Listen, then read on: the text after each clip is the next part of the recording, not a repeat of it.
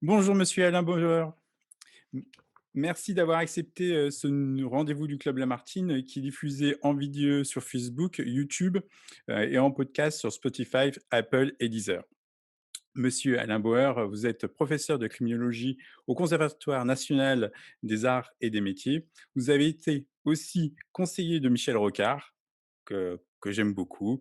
Vous êtes, très consulté sur les questions de sécurité et de terrorisme par nombreux, élus et hommes politiques. Vous êtes auteur aussi de nombreux ouvrages, et le Club Lamartine, vous avez accueilli à cette occasion sur le livre «Comment vivre au temps du terrorisme».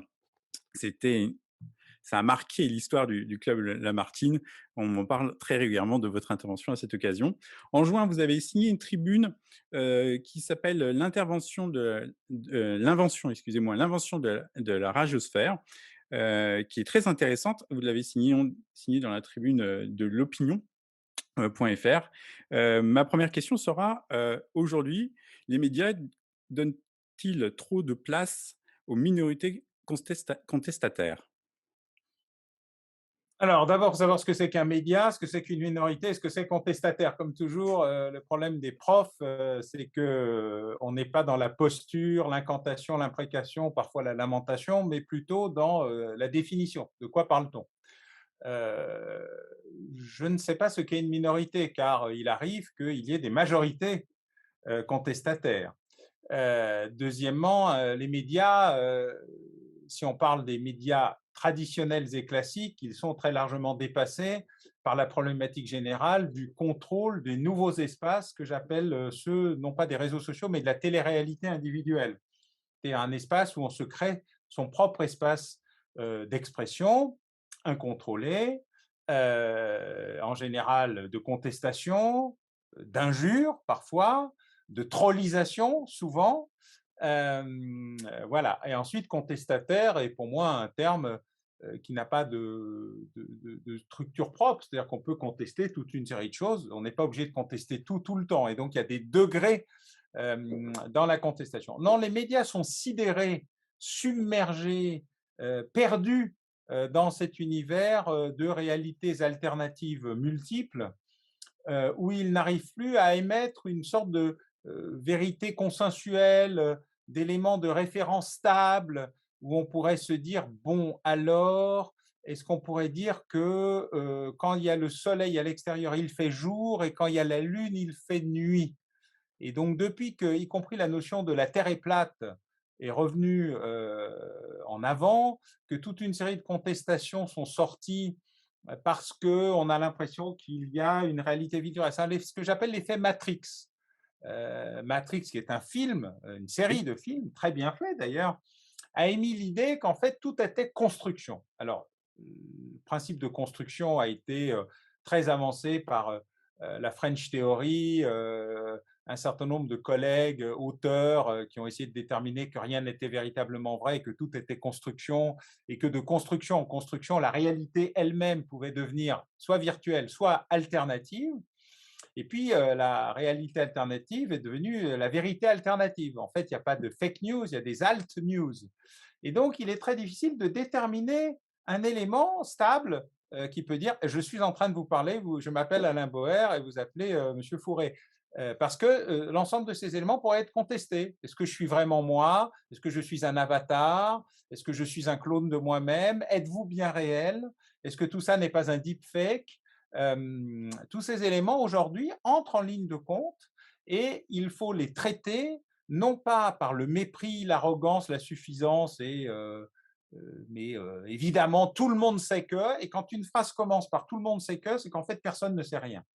Et donc ce processus général de refus de la pédagogie, de l'acceptation de la position de l'autre, du fait qu'il vaut mieux le convaincre que le contraindre, a provoqué cette espèce de désarroi général qui amène à ce que, un, les médias traditionnels n'imposent plus rien à quoi que ce soit puisqu'ils sont totalement dépassés par les événements, deux, que les médias non traditionnels, réseaux sociaux et autres, ont pris le dessus par la production d'éléments où on s'enferme dans sa réalité et où on ne croit que ce qu'on veut croire, ce qu'on appelle le biais cognitif. Et puis, troisièmement, parce que les phénomènes contestataires sont d'autant plus accentués que l'émission de la vérité officielle est elle-même contestable par une sorte de pratique du mensonge structurel, par une forme d'arrogance et de suffisance politique, de mépris, d'incapacité à s'excuser quand on a dit une bêtise. Voilà. Et donc tout ce processus-là amène le désarroi général de la société, un désarroi effectivement qui s'exprime par une forme de violence verbale, parfois de violence physique, de menaces, de termes extrêmement agressifs, et où d'ailleurs la plupart des gens ne se rendent même plus compte de ce qu'ils écrivent. Parce qu'en général, on ne se rend pas toujours compte de ce qu'on dit. Mais là, on l'écrit parce qu'ils pensent qu'ils sont dans cet espace fermé où on a le droit de tout dire et que rien n'a jamais de conséquences. Ça, c'est la problématique générale de cet espace-là. Donc, les médias en font-ils trop? Non, ils sont dépassés. En tout cas, les médias auxquels nous pensons tous les deux, les bons vieux médias, ils sont out.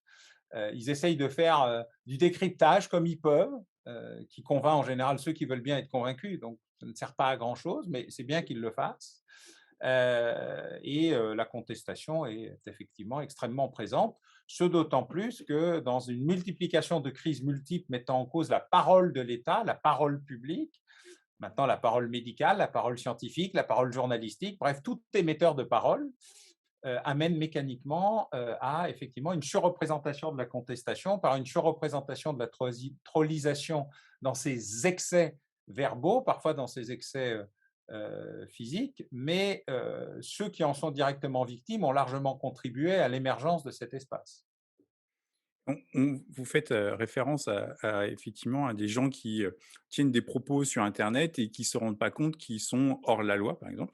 On a vu des condamnations il n'y a pas si longtemps avec l'affaire Mia, où les jeunes gens, parce que des fois c'était des jeunes gens, mais des fois, jeunes gens, il faudrait définir qu'est-ce que c'est des jeunes gens, mais en tout cas, c'était pas, c'était des gens qui avaient une trentaine d'années, certaines fois un bien introduits dans la société et qui ne se rendaient pas compte qu'ils étaient hors la loi et participaient à la haine collective.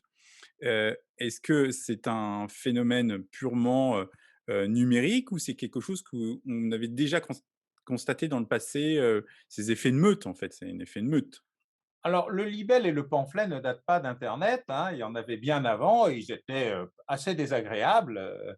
On peut les retrouver, par exemple, juste avant la Révolution française, contre Marie-Antoinette, contre le régime royal. Alors, parfois c'était drôle, parfois c'était extrêmement agressif.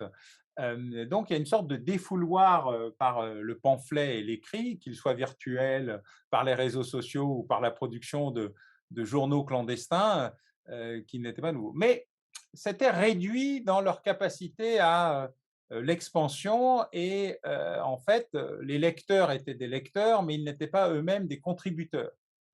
Une fois qu'on l'avait lu, on l'avait lu, on le gardait chez soi, on le cachait dans un coin, on le brûlait si on était prudent, euh, mais on le rediffusait avec difficulté. L'imprimerie était un sujet quand même assez complexe et donc on n'y arrivait pas grand-chose. Évidemment, ensuite, on a eu droit à la propagande et la manipulation de l'information ne date pas d'hier non plus. Et on a toujours l'impression de redécouvrir tout. La première phrase de mon cours, c'est en matière criminelle ou terroriste, ce qui est nouveau, c'est d'abord ce qu'on a oublié. C'est à peu près pareil pour à peu près tout désormais et donc il faut être très prudent dans cette espèce d'imagination que rien n'existait avant, que c'est une catastrophe parce que c'est aujourd'hui et qu'évidemment demain ça ira mieux. Tout ça n'est pas vrai, c'est une longue histoire et on est toujours dans des dispositifs où il faut se remettre dans la perspective, le temps long, réapprendre la logique, c'est-à-dire ce que j'expliquais hier à mes étudiants qui, après un long cours où j'expliquais justement le retour de la perspective, il y en a un qui a eu le malheur, non pas de me demander un support de cours, ce qui aurait été raisonnable de sa part et légitime d'ailleurs, ça aurait été bien reçu, m'a demandé un PowerPoint et le pauvre garçon a été pilé sur le thème, je crois que vous n'avez rien écouté, rien compris, et que le fait d'avoir un truc qui est un substitut de la pensée, dont on ne peut se servir que quand on veut montrer une carte, une photographie ou une peinture, c'est quelque chose qu'on ne peut pas décrire, mais qu'il faut montrer. Par contre, les mots, c'est pas la peine de les avoir en écrit après que je les ai parlés. Ça ne sert à rien. Et donc, il faut reprendre le contrôle de son cerveau pour s'en servir et afin que les oreilles soient connectées à quelque chose au milieu. Et donc, c'est un processus de réapprentissage, hein, d'une pédagogie, d'une méthode qui vise à, ne jamais rien croire par défaut, vérifier tout, aller chercher l'information et donc réapprendre les méthodologies classiques qui sont celles de l'analyse. Donc, il y a un vrai enjeu dans la capacité à retrouver le sens de la réalité, le sens de la vérité.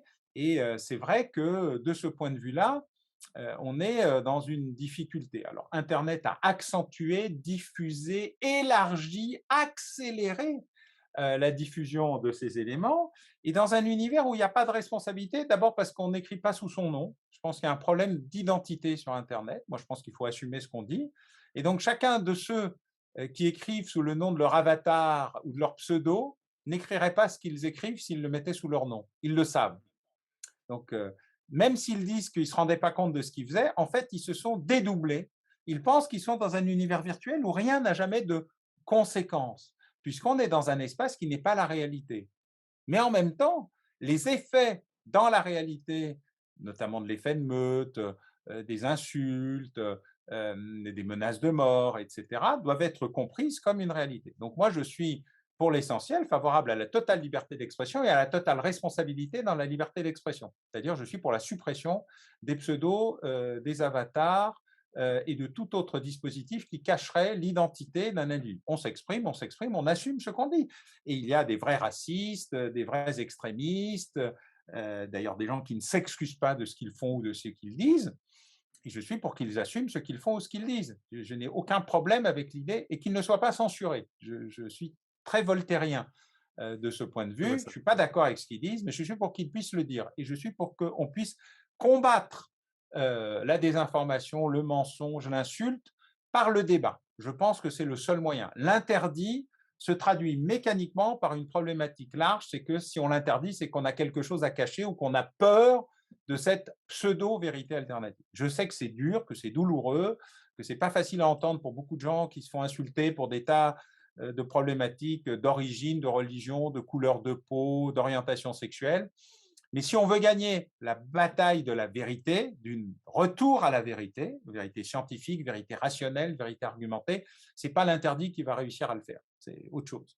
Et donc, je suis plus américain, Constitution Oui. des États-Unis et amendement à la Constitution des États-Unis que la version loi mémorielle et obligation d'interdire ou de censurer des choses dont moi-même, ma famille, mes proches pourraient être directement victimes, je le sais, mais j'assume cette position qui n'est pas simplement une posture. En contrepartie, évidemment, dans une situation où ce qui est interdit sous son nom devient autorisé avec l'avatar, le pseudo, l'alias, etc., eh ben, effectivement, on crée un déversoir, un défouloir 2.0 qui est ce qu'il est, hein, une espèce de grand marais où on jetterait tous les, dans un grand mélange, hein, sans tri sélectif ni capacité de recyclage, tout ce qui sort, le meilleur et le pire sur Internet, car il y a aussi parfois le meilleur, mais il faut aller le chercher, alors que le Oui, pire, il est à votre disposition.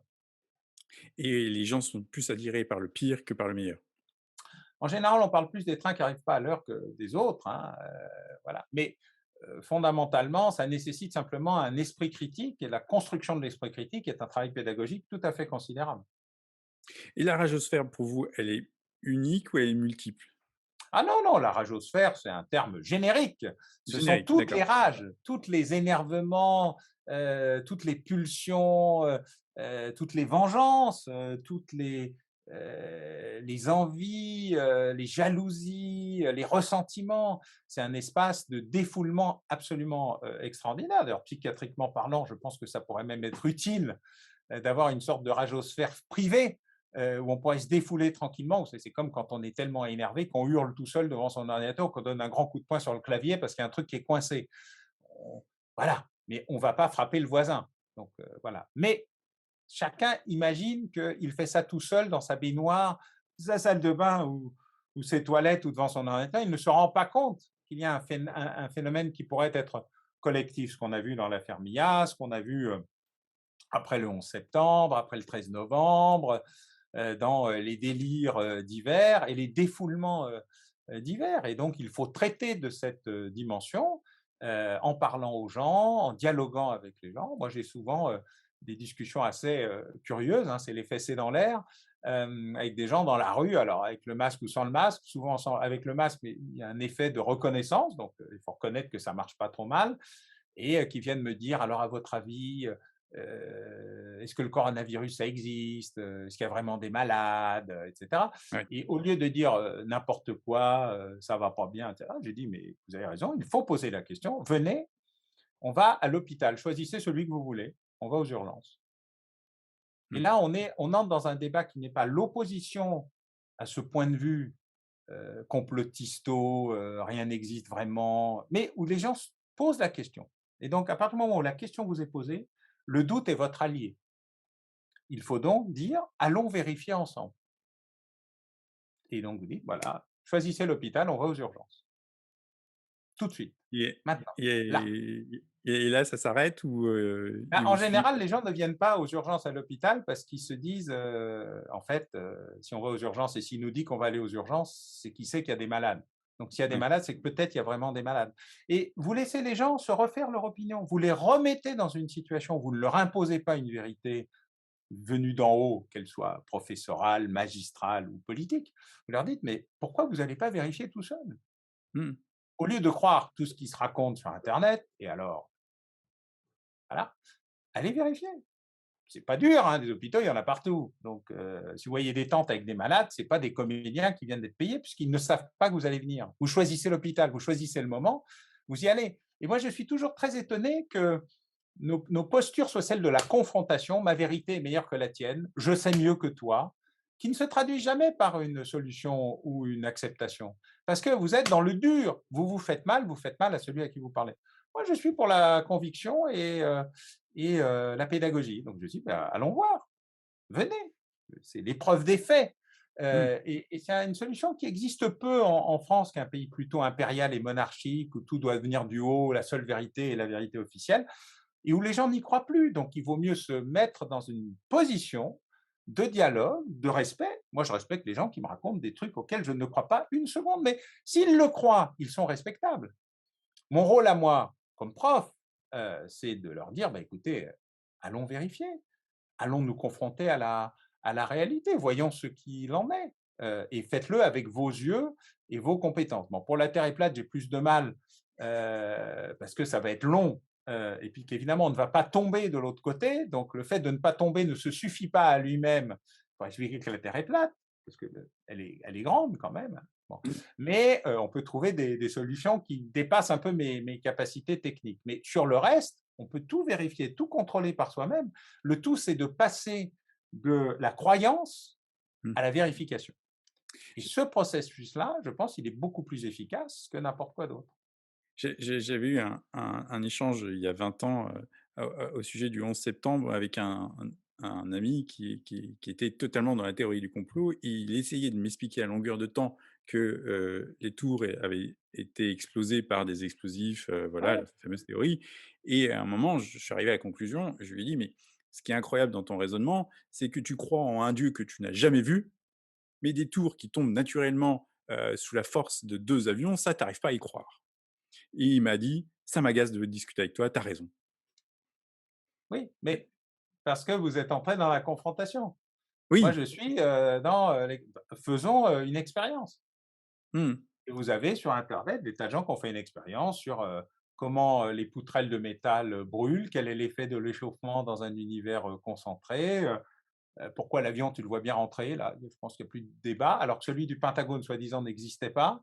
Enfin, vous Mmh. voyez, il y a plein d'éléments. Et en fait, dans un processus mécanique de création, non pas de j'ai raison, tu as tort, Mmh. qui ne marche jamais, de ma vérité est meilleure que la tienne, ce qui marche moyennement, allons chercher la vérité ensemble. Sur la radiosphère, est-ce que vous pensez qu'il peut avoir des conséquences, alors il y en a eu au moment de l'Arc de Triomphe, avec les gilets jaunes, mais là on voit qu'il y a comment dirais-je? Un rassemblement autour du pass sanitaire, autour de la Mmh. vaccination obligatoire, autour des gilets jaunes où tout le monde s'appelle à manifester. Est-ce que vous pensez qu'on est à l'ère d'une post-révolution, qui serait, basée sur, sur cette radiosphère. Vous voulez dire une pré-révolution parce que la post-révolution, Oui, c'est déjà passé. pré-révolution, excusez-moi. Oui. Non, je pense qu'il y a beaucoup de violence qui va qui s'exprime quand on détruit des centres de vaccination, qu'on menace des médecins ou des, soignants, c'est-à-dire le passage de «Je t'applaudis, tu es formidable» à «Salaud, collabo, vendu, assassin» est un peu brutal, mais je pense qu'il y a énormément de violence rentrée dans la société, que cette violence s'est accentuée à cause non pas de l'insécurité, mais des insécurités, insécurité sociale, sociétale, sécuritaire, terroriste, épidémique. Tout ça, ça fait beaucoup, beaucoup, beaucoup de pression chez les gens et que la réponse publique a été lamentable, médiocre, contradictoire, de très mauvaise qualité. Voilà, je préfère quand on ne sait pas dire que je ne sais pas, plutôt que Mmh. de dire je sais et je change d'avis tous les 3 jours sans expliquer pourquoi j'ai procédé à un changement d'avis. Cette espèce de problématique qui a été, je dirais, le drame de la communication sur l'épidémie. Je veux dire, il y a régulièrement, enfin, il y avait une sorte de recensement des pires ou des meilleurs, ça dépend comment on le regarde, commentaires politiques sur l'épidémie qui passaient régulièrement dans l'émission Quotidien. Vous savez, tous les commentaires politiques sur l'épidémie de Tout à fait. janvier 2020 à nos jours et chacun change d'avis. Ça n'est pas grave de changer d'avis. Mmh. On peut changer d'avis, on doit même changer d'avis quand on se plante, mais le fait de ne jamais l'expliquer, de ne jamais s'excuser, de ne Mmh. jamais, dire, «Bah, oui, sur les masques, j'ai merdé sauvagement», et puis en plus, c'est assez étonnant d'ailleurs de voir un gouvernement qui n'est pas responsable en tant que gouvernement de la pénurie de masques, de médecins, de tout ce qu'on veut, assumer comme si de rien n'était la situation en mentant effrontément, c'est-à-dire en disant le masque ne sert à rien plutôt que de dire on n'en a pas assez, ce qui est quand même pas trop dur, je crois, hein, je pense que Mmh. voilà. Et ça, c'est très très étonnant et ne jamais assumer, car aujourd'hui encore, presque 2 ans après, en fait, il n'y a rien de nouveau sous le soleil. C'est-à-dire que personne n'arrive à dire oui, oui, oui, oui, on n'en avait pas assez des masques, il fallait les garder pour les soignants. On ne vous a pas fait confiance en pensant que vous ne comprendriez pas, et donc on vous a menti effrontément en disant que ça ne servait à rien. Voilà, c'est fait, on s'excuse, on n'aurait pas dû le faire, pardon, mais c'était indispensable. Ça s'appelle la rédemption. Dans un vieux Mmh. pays catholique, en général, ça marche. Ben non, et ça, c'est pour moi une sorte de mystère. Voilà, il y a une sorte de curiosité dans l'incapacité à reconnaître qu'on a dit une connerie pour le plus grand bien, puisque ça Mmh. partait d'un bon sentiment. C'est-à-dire, c'est une connerie et un mensonge basé sur une tentative de sauver le personnel soignant qui n'avait pas, du fait de l'incurie gouvernementale, mais pas de ce gouvernement, suffisamment. Eh bien, ils n'y arrivent pas. Et alors ça, c'est très, très, très étonnant. Cette pulsion irrésistible à je préfère mentir que dire la vérité, je préfère changer d'avis 12 fois plutôt que de m'excuser. C'est une maladie relativement récente, mais c'est une maladie qui prend des proportions tout à fait considérable dans l'art de gouverner et on voit à quel point c'est très différent, même s'il y a des tensions, hein.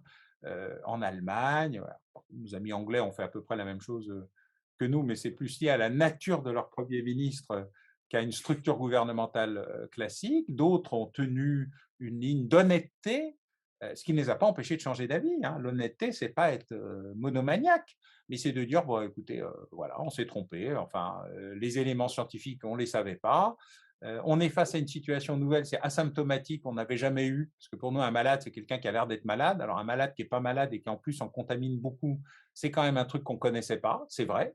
Et deux, l'exponentiel. L'exponentiel, on ne sait pas comment ça marche. Nous, on est un pays proportionnel, on est cartésien, il faut que ça monte comme ça. Quand ça fait comme ça et comme ça, on ne comprend pas ce que c'est. Et donc, on est toujours en retard de 15 jours, 3 semaines, puisque entre l'asymptomatique, la contamination, la durée et la structure exponentielle du système, on a toujours l'impression qu'il ne se passe rien ou qu'on ne comprend pas pourquoi c'est terrible tout d'un coup et qu'on est on passe du Mont Blanc, pardon, du Massif central à l'Everest. Parce que parce qu'il faut comprendre, il y a des biais cognitifs qui sont assez clairement connus, hein, on les connaît tous, on les donne d'ailleurs en cours à nos futurs analystes, mais c'est un sujet compliqué. La vraie difficulté, elle a été que la radiosphère, elle s'est aussi construite du non-traitement intelligent du mensonge. A Mmh, priori, mieux vaut ne pas mentir, omettre peut-être, et du non-traitement du mensonge a posteriori. On mmh. s'est trompé ou, pour des raisons qu'on va vous expliquer, on ne vous a pas dit toute la vérité. Ça irait beaucoup mieux pour tout le monde et sur de nombreux sujets d'ailleurs. Mais voilà, on est dans cette phase-là et donc je pense qu'il y a une co-construction de la radiosphère, hein. La radiosphère n'est pas seulement subie, elle est parfois Mmh. aussi générée par, des méthodes de communication, politiques qui apparaissent modernes ou postmodernes et qui sont en fait, extraordinairement dangereuses, notamment pour ceux qui les émettent. Et alors, est-ce qu'on voit, une radicalisation, extrême de ces milieux ou c'est simplement on a affaire à des gens qui manifesteront samedi après samedi, histoire de se balader tant qu'il fait beau, quoi? Alors d'abord, le terme radicalisation ne veut rien dire du tout, hein. Ah bah, mince Celui-là, vous alors. pouvez le prendre, le mettre à la poubelle immédiatement, parce que pour OK, moi, un ouais, je le radical, c'est un rangerai. vieux monsieur à barbe blanche, extrêmement laïque et qui était pour la séparation de l'Église et de l'État. Un radical, en Grande-Bretagne et aux États-Unis, c'était un militant ouvrier qui cassait les machines pour défendre le petit personnel. Donc, vous voyez, donc, c'est pas de la djihadisation, voilà, Ouais. ou de ce qu'on peut appeler l'extrémisation, si vous voulez. La radicalisation, Mmh, ça veut vraiment rien dire.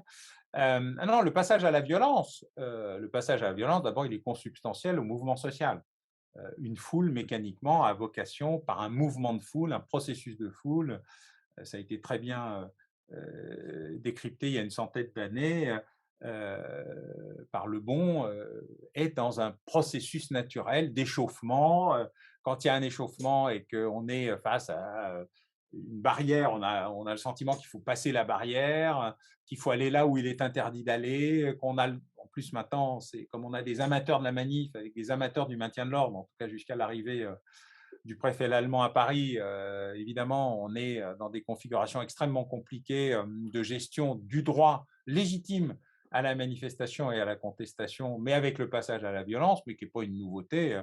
Le passage à la violence date depuis toujours. Moi, je fais des manifestations dans les années 80, c'était assez violent. En 86, c'était même très, très violent. Et donc, cette violence-là existe, les Black Blocs pour des raisons politiques, les Gilets jaunes pour des raisons sociales, on va dire, les antipasses, anti-vax pour des raisons, on va dire, morales, de leur point de vue à eux, hein. Donc, chacun a un mode d'expression qui peut passer à la violence. Le problème, c'est quand la violence devient généralisée. Là, on passe à la révolution. Alors, on était à la révolte et à l'émeute avec les Gilets jaunes, hein, le mmh. process. Il n'y en avait pas énormément de Gilets jaunes, mais ils étaient extrêmement déterminés.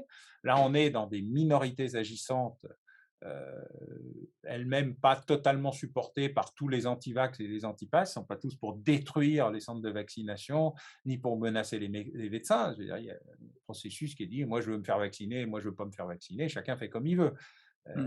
Je ne suis pas pour la vaccination obligatoire, je suis pour un processus visant à faire comprendre que faut se protéger, il faut aussi protéger les autres, parce que je veux dire, la mise en danger de la vie d'autrui, c'est un sujet qui n'est pas tout à fait secondaire et qu'il faut considérer avec précision et détermination. Donc voilà, ce sont les enjeux aujourd'hui de ces questions qu'il faut traiter. Et en la matière, je crois qu'il y a un risque de violence par la radiosphère, mais un risque relatif et modéré. Mmh. Et vous est-ce que l'approche de la présidentielle va permettre de, canaliser peut-être, cette ragosphère? C'est-à-dire, elle va pouvoir, s'exprimer ou, c'est un milieu qui, ne croit plus du tout en l'élection?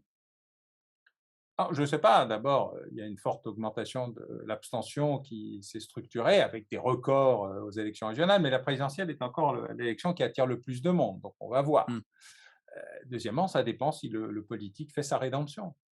Il a mmh, cette obligation de expliquer au peuple citoyen dont il dépend, principe de la démocratie, que voilà ce qui s'est passé. Voilà pourquoi il a omis, menti, changé d'avis, et de s'excuser. après tout, c'est pas grave de s'excuser. Moi, quand je dis une connerie et qu'un de mes étudiants ou un journaliste ou un de mes collègues dit c'est pas exact, je dis, je vous prie de m'excuser, j'ai vérifié, effectivement, ce que j'ai dit était inexact. Ben voilà, je suis pas mort, je ne me couvre pas de cendre, je vais pas me pendre non plus. C'est la vie, c'est la vie. Mmh. Et Et ça je te donne suis plus de force suffisamment que pour casse-pied avec mes interlocuteurs en leur expliquant que ce qu'ils disent n'est pas exact, que le mot qu'ils utilisent n'est pas juste, pour accepter. Voilà, c'est pas toujours agréable, hein, entendons-nous, hein, je comprends bien qu'on ne va pas y passer sa vie non plus, mais c'est normal. Et d'ailleurs, le fait de le passer comme un événement normal du dialogue le rend beaucoup moins désagréable que le fait de se bloquer et du coup de créer une espèce de volonté de confirmation des deux côtés pour savoir qui a raison.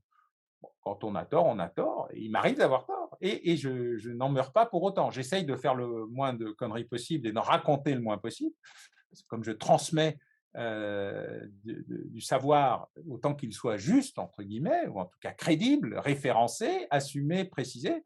Mais quand il y a des nouveaux éléments qui apparaissent, il faut mettre à jour, préciser et dire, écoutez, cet élément-là, voilà. En matière scientifique, entre ce qu'on sait, ce qu'on croit et ce qu'on cherche, ce qu'on sait est la plus petite partie de l'ensemble. Et donc, il faut dire, voilà ce qu'on sait vraiment, voilà ce qu'on croit, moi, c'est ma position, voilà ce qu'on cherche, on ne sait pas encore.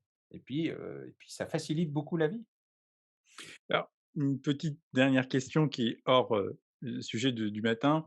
Hem, Aujourd'hui, le djihadisme en France, on est à quel niveau de danger? Alors on a un niveau toujours très élevé, pour plusieurs raisons. D'abord l'appel d'air afghan, c'est-à-dire, la démonstration qu'un mouvement de résistance nationale, ce qui est le cas des talibans, hein, il y a 0 Afghans poursuivis pour des activités de terrorisme hors de leurs activités, locales. Je parle afghano-pakistanais. Heu ont réussi à battre 3 fois les Anglais, une fois les Russes, une fois les Américains et l'OTAN réunis. Il y a un appel d'air, c'est-à-dire c'est possible. Mmh. 2, c'est Al-Qaïda, c'est pas l'État islamique. Mmh. Donc c'est retour, je dirais, à la fraction historique, entre guillemets, canal historique, et c'est une sorte de rétablissement de c'est un peu comme le retour de Louis XVI au pouvoir, quoi. On sait à peu près où on va, on sait à peu près qui est là. On sait qu'au moment des attentats de 2001, les talibans n'étaient pas vraiment informés de ce qu'Al-Qaïda préparait. Il y a une sorte de fusion interne désormais assez forte entre ce qui reste d'Al-Qaïda, canal historique, et les talibans, mais eux-mêmes n'ont pas fait allégeance à Zawahiri. Ils ont fait allégeance à leur nouveau guide de la révolution, eux-mêmes, lui-même étant un militant historique du mouvement, qui fonctionne un peu à l'iranienne, même si c'est un pays Mmh. sunnite, extraordinairement divisé entre Pashtun, Tadjik et Hazara, une situation qui va amener à une grande instabilité interne parce que nos amis afghans, quand ils sont envahis, ils s'unissent pour repousser l'adversaire. Quand ils ont gagné, ils se tapent entre eux. C'est leur histoire, ça fait 2 siècles que c'est comme ça. Il faut relire Winston Churchill ou l'amiral Mahan. Les choses sont claires. Deuxièmement, l'État islamique n'est pas en mesure, pour l'instant, d'organiser des attentats structurés en Occident visant des enjeux. Par contre, ils peuvent en commettre hors du territoire national. C'est le cas notamment dans la zone sahélo-saharienne. Et là, il y a des enjeux au Mali, au Niger, un peu partout, de déstabilisation à la fois politique, tribale. Il y a des mélanges entre tribus, peuples, foi, nations, États, et notamment dans l'espace postcolonial, hein, puisque ce que nous vivons aujourd'hui, c'est la revanche. En général, je dis Mmh. la vengeance de l'histoire et de la géographie. C'est-à-dire toutes les frontières à angle droit tirées au cordeau et au double décimètre sont des pures inventions. Elles ne prennent en compte aucune réalité des tribus, des peuples, des nations, y compris des modalités sédentaires ou nomades pour les paysans et les bergers. Donc on est face à des problématiques, la sécheresse aussi, des problématiques extrêmement complexes, y compris un arrière-fond historique qui pèse lourdement dans des pays qui ont déjà connu des califats, des émirats ou des structures historiquement anticoloniales ou anti-État central, Touareg, etc., etc., Sokoto. On sent bien qu'il y a des résurgences et donc un peu d'ethnographie et un peu d'histoire sert beaucoup beaucoup mieux que 3 satellites et 2 intercepteurs de conversation. Au-delà de ça, il reste ce que j'appelle les opérations moustiques, c'est-à-dire envoyer une colonne de 15, 20 ou 30 personnes pour commettre un giga-attentat me paraît quasiment impossible. Quasiment, hein, c'est pas impossible. Sur le territoire, sur les territoires occidentaux, la structuration de la surveillance, la coopération, le fait de recruter beaucoup d'analyses, d'avoir beaucoup d'opérations anticipatrices plutôt que simplement réactives, a montré une amélioration structurelle du dispositif des services de renseignement et de l'antiterrorisme. Donc là, on a beaucoup progressé. Il nous reste maintenant des individus isolés qui ne sont pas solitaires. Mmh. C'est-à-dire le loup solitaire, ça n'existe pas, il y en a très peu. Breivik, Chiran Chiran, sur les doigts d'une main, peut-être de deux en cherchant bien. Tous les autres, c'est comme des envoyés spéciaux, c'est des journalistes loin de leur rédaction, mais ils ne sont pas solitaires pour autant. Ils ont un lien, ils savent de qui ils dépendent, ils ont une idéologie à laquelle ils se réfèrent, ils font allégeance, ils vous laissent des petits mots.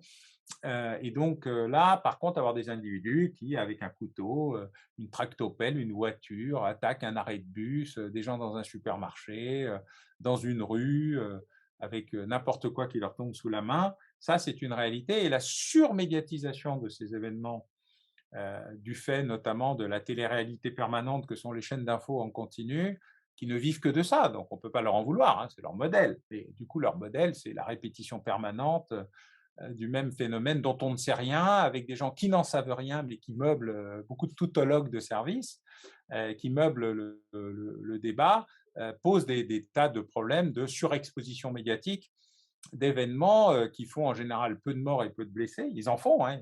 Je ne sous-estime pas la place des victimes, mais ce n'est pas 1000 morts, 3000 morts ou 150 morts. On est dans des proportions différentes. Mais la réverbération des événements terroristes se suffit, puisque le terrorisme, c'est de la violence plus de la com. S'il n'y a pas de com, autant pas faire de terrorisme. Voilà.